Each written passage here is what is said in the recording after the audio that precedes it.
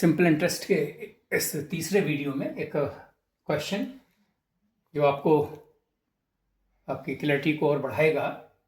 Eight what rate will a certain amount double itself in 15 years? At what rate means we have to find out rate. Rate we have to find out.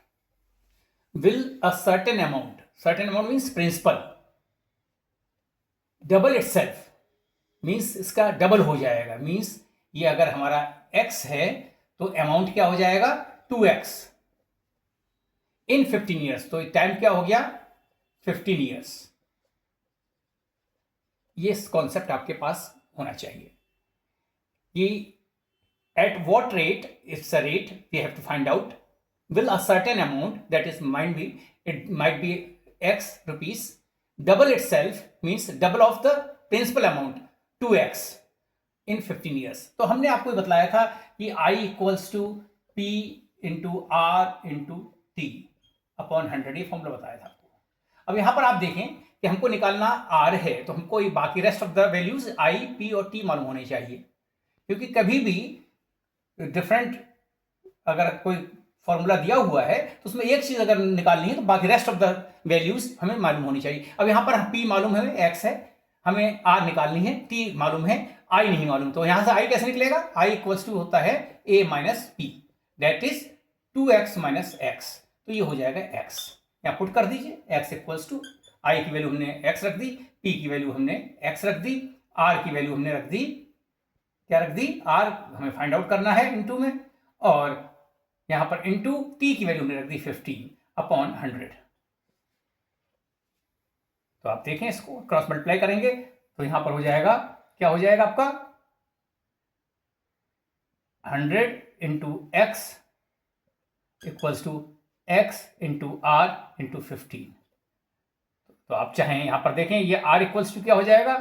R equals to हो जाएगा 100 into x upon x into 15।